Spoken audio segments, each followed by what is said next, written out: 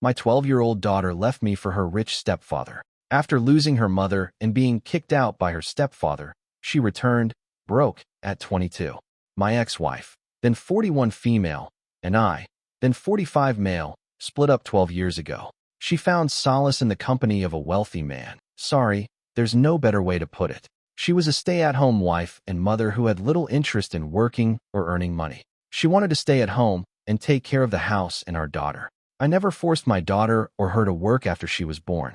Even though my finances were tight, I was working 2 jobs and earning enough money to eat well. However, my salary could not afford the luxury lifestyle she desired. I will not go into detail regarding my relationship with my ex. This piece is about Laura. Details regarding my ex-wife may be covered in another post. When Laura was 10, my ex-wife admitted that she had been sleeping with a wealthy man. She moved out on the same day that we filed for divorce. We became co-parents to Laura.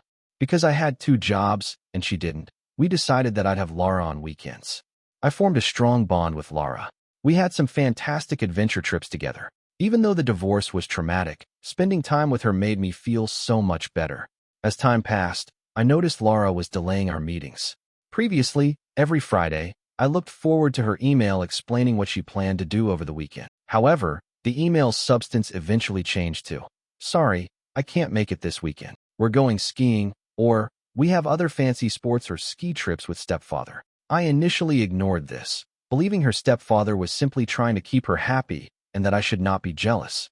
I eventually concluded Laura didn't want to see me as regularly. Our weekly meetings became bi-weekly, then monthly, then only one day of the weekend. I saw she was not enjoying our time together as much as she used to. When it became clear that she was purposefully avoiding me, I challenged her. I tried to explain that I was doing everything I could to keep her happy, even overextending myself financially. Despite this, she continued to forsake our weekends together. She began lying, claiming she had school work or projects on weekends, when in fact she was going out with her stepfather. Her excuses sounded real at times, but they were mostly made up. Whatever little time we had together, she would always complain about how much better it was going out with her stepfather, since he doesn't look at the price tag before ordering anything. Even on trips I accompanied her on, she would prefer to spend time with her stepfather. She began grumbling about tiny inconveniences that previously did not disturb her, but she never stopped talking about the new PlayStation 5 or bike her stepfather gave her, or the expensive stuff her mother purchased. I felt she was too young to grasp that showering someone with material possessions is not love. The problem got worse when she ignored me for almost 3 months. Despite several calls and texts, I received no response. Desperate, I called my lawyer and told him everything. He informed me I could sue my ex-wife for alienating Laura. But Laura was 12 at the time, and my lawyer advised that if she admitted in court that she no longer wanted to spend time with me, it might exacerbate the situation. Laura could say she needed more money to live up to her lifestyle, which could imply increased child support. Yes, I was already paying child support, despite the fact that her wealthy stepfather provided so much for her. I dropped the idea of suing my ex for custody. There was no purpose. My attorney advised we have a formal out-of-court conversation with them. It would help me understand what they wanted. I agreed to go this way, and my lawyer wrote them a letter with extensive allegations. He said that we desired an out-of-court settlement. I had a strange sensation that my ex-wife would refuse to talk, since she had enough money and time to burn in a court action. To my astonishment, she agreed to discuss and resolve this matter in front of the attorney. My ex-wife's husband attended the conference, as did my ex-wife and Laura. They both swore they were beyond this and had no idea if Laura was ghosting me. They admitted they had no part to play in it and stood aside, allowing Laura to speak for herself. Laura then delivered the most devastating blow of my life. She demanded that I relinquish my parental rights. That was 10 years ago, yet I still remember the frightening event vividly. I was dead silent for I'm not sure how long. My lawyer pressed me for a response, but I just stared at everyone. What do I say? When I looked at my ex-wife, her lips twisted into a smile, as if she knew what was going to happen. I took Lara's hand and murmured, "Baby, I hope you understand what you're saying. Giving away my parental rights would mean you could no longer call me dad. You would no longer be my daughter." She shook off my hand, stared straight in my eyes, and said, "Yeah, that's what I want." I was astounded. I ran out of words to explain the implications of her decision. My lawyer attempted to explain the legal repercussions, such as property concerns and other issues, but she refused to change her decision. She looked at her stepfather and questioned, "Once he disowns me, you'll be able to adopt me as your daughter, right?" He nodded with wide eyes and replied, "Certainly, darling." Words cannot express the bitterness I felt at that moment. My world was destroyed, to say the least. I lost my sense of purpose in life after my wife of 15 years cheated on me. Laura was the one bright spot in my life. She was the one I looked forward to after working 2 jobs. I didn't date anyone for 2 years after my divorce. I didn't have the time and didn't want to. I wanted to give Laura my complete love and attention. This is what I received in return. She wanted to get rid of me. My state was so pitiful that I couldn't think clearly. My lawyer borrowed some time to respond to them. I'm sure my ex and her husband slept well that night after seeing me in such a vulnerable position. My lawyer drove me home. After he went, I cried like a baby for hours in my empty house. My heart was filled with a wide range of emotions. I contacted my folks and informed them of Lara's desire. They were completely terrified and hurried over to comfort me. My parents, particularly my mother, were really close to Laura. She had been caring for her for over a year when my wife needed surgery and was forced to stay in bed.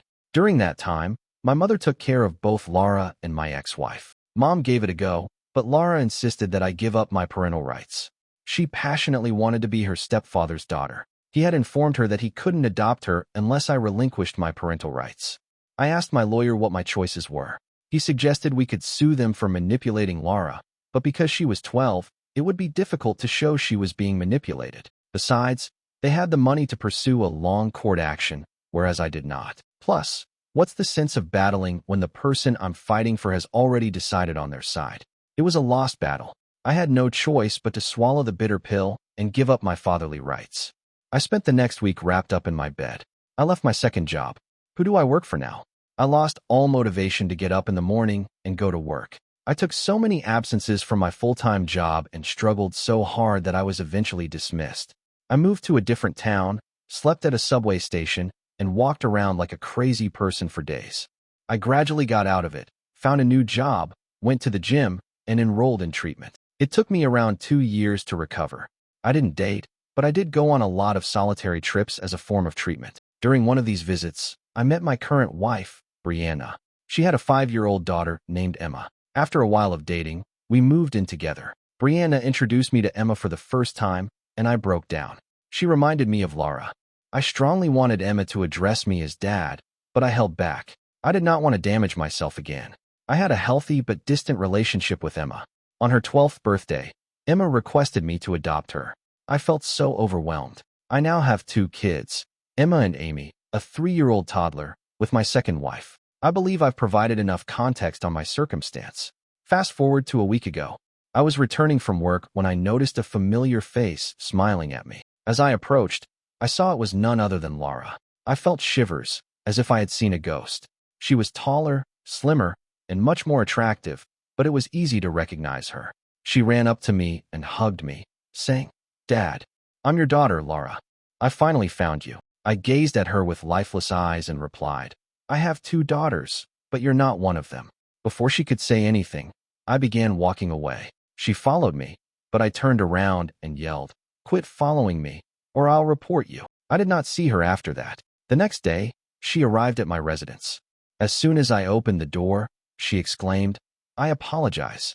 I know you're angry with me, but please hear me out. Mom has died, and Dad, stepfather, has brought his mistress home. He doesn't love me as much as he did when Mom was living. He's cut me off financially and says I need to start earning my own money. When I pestered him, he threatened to disown me." I listened to her outburst and said with a straight face, "So what?" She began pleading with me for another opportunity. I screamed at her to leave and slammed the door in her face. She then went to my mother and apologized. She was able to persuade my mother with her emotions, and now she wants me to reunite with Laura for the sake of our family. The anguish she caused me is preventing me from reconciling with her. Am I the asshole?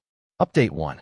Some of you inquired about my ex-wife, wondering whether she was a gold digger, if she manipulated Laura, or if it was my fault. So, here's a quick background on my ex-wife. We dated for 2 years before we married. She worked at a neighborhood bar as a waitress while we were dating. I was a regular there, which is how we first met. She was living with a coworker. I worked one full-time job and lived in a studio apartment. That's when I acquired another job, saved more money, and purchased a house to accommodate her. We were married, and she quit her work. For the first 6 to 7 years of our marriage, she was pleased and content with my salary, but then she began moaning about how her friends' husbands earned more money. She would even tell me that instead of settling for me, she should have waited longer to find a richer husband. It was offensive, and we would have fights. Of course, I couldn't just stand there and take the obscenity she hurled at me. Eventually, our connection became chilly and distant. One day, she revealed that she had been sleeping with a wealthy man and would be going out to live with him. I didn't beg her to stay, but I did warn her that these wealthy men regard women like her as toys. They play with them and then discard them when they're finished. She said she didn't rush things this time, and she'd been seeing him for 2 years. She trusted him enough to live with him. After that, I didn't have anything to say.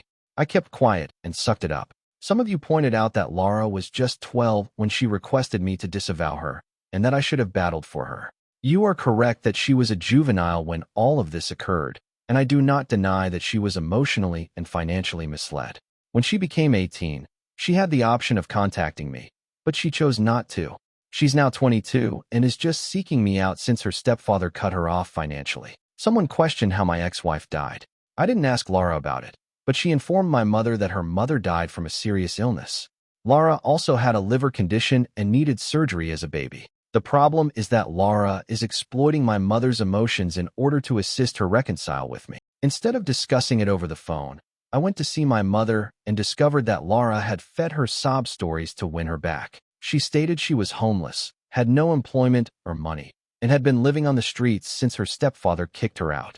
My mother requested I meet her, and I accepted for her sake. Mom contacted Laura, and she arrived within an hour. I probed her aggressively, and all of the facts came out. It turns out that her mother and stepfather spoiled her so much that she never finished high school. She was too busy vacationing and dining with them to think about schooling or school. I'm not sure what that man was thinking by indulging her in this way. I'm not sure what her mom was thinking when she allowed this to happen. Laura insisted that everything she did and said, including the parental rights issue and the ghosting, was part of her mother's plan to embarrass me. I asked her why her mother would do such a thing. She said it was because I didn't make enough to purchase her mom high-end clothing and accessories, which had embarrassed her in front of her friends. Laura claimed her mother devised the scheme to shame and humiliate me in front of her new husband. Listening to this was really distressing because it brought back all of the traumatic experiences I had worked so hard to forget. I told Laura that the past was done. Her mother was gone. So what did she want from me now? She asked me to accept her as my daughter again. When I questioned what would happen after that, she quickly said, "It means I would be your daughter, and you would have my back." I answered, "Okay, I will accept you as my daughter, but all you will get from me is love. I'm planning to give Emma and Amy my property, insurance money, and savings, but I shall cherish you as my eldest daughter. Will that work for you?" She froze. After stammering for a time, she responded, "Yeah, we can discuss money later. You are not going to make a will now, are you?" I said yes. Emma and Amy are already identified as beneficiaries in my insurance and savings accounts. I also bought a house in the new city and gave it to my second wife, Brianna. I won't change any of that for you. If you're good with that, bring me the document I signed giving up my parental rights, and I'll have my lawyer prepare a new one to overturn it. She answered, "Yeah, sure," but remained mute for the rest of the conversation. My mother offered her food, but she rejected it, citing a pressing matter. 2 weeks have gone, and she is yet to turn up. I pointed this out to my mother, adding that it was all about money. Laura backed off after I informed her I wasn't going to give her any. What a useless piece of work she is. Update 2. I warned you it was all about money, and it certainly is. Laura returned to my mother's house 2 weeks ago, despite the fact that we had last spoken 4 months ago. She looked awful, with red, puffy eyes covered in dark rings and rashes all over her body, possibly caused by swallowing something she was sensitive to. She was crying and screaming for assistance. She demanded money from my mother. Laura explained that she had been living with a friend since her stepfather disowned her, but that friend had now thrown her out as well. She claimed to have sold the majority of her items to buy food in recent months, but she now had no money or possessions. Mom questioned why she hadn't acquired a job. Laura claimed she dropped out of school and no one would hire her. Mom recommended communicating with a friend who manages a bakery to see if she could get Laura a job as a cleaner or something similar. After all, there are many careers that do not require a high school graduation. Laura remained mute and wailed, asking my mother for money. Mom gave her some packaged meals and $100. She also questioned why Laura had not brought the paperwork to challenge the disownment. Laura stated that it was at her stepfather's place and that she would retrieve it next time. She accepted the money and food, then left. Mom didn't tell me about this visit at first because she assumed I'd be upset with her. 3 days earlier, Laura returned to my mother's house with the same sob story. Mom asked what she did with the money, and Laura responded she spent it on groceries. When Mom inquired about the job, Laura did not provide a direct answer. This time, Mom refused to give her any more money, claiming she didn't have any to spare and no more food. She simply handed her a loaf of bread. As Laura was preparing to leave, Mom inquired whether she had changed her mind about being my daughter. Laura responded, "What is the sense of having him as my father if he isn't going to give me any money? He has given everything to his beggar stepchild." Mom was taken aback by her statements and chased her out of the house, threatening her not to return. Mom quickly called to tell me about both trips.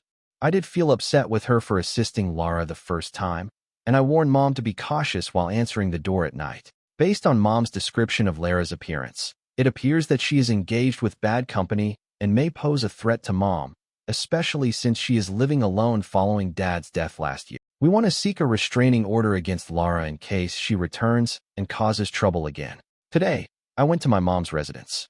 I went outside to see whether Laura was around, but I couldn't find her. I will be staying here for a week. I don't know what to do, but I'm sad about her. If what she said about my ex-wife is correct, my ex went too far in her attempts to disgrace me, destroying her own daughter's life. If Laura is lying about it, she has already paid the price for her nasty behavior. By the way, someone remarked on my previous post that everyone has the freedom to make their own decisions, and Laura wasn't bad for choosing her stepfather over me. She was simply on the wrong side. I suppose that's true. She made a decision 10 years ago, and she has to live with the consequences for the rest of her life.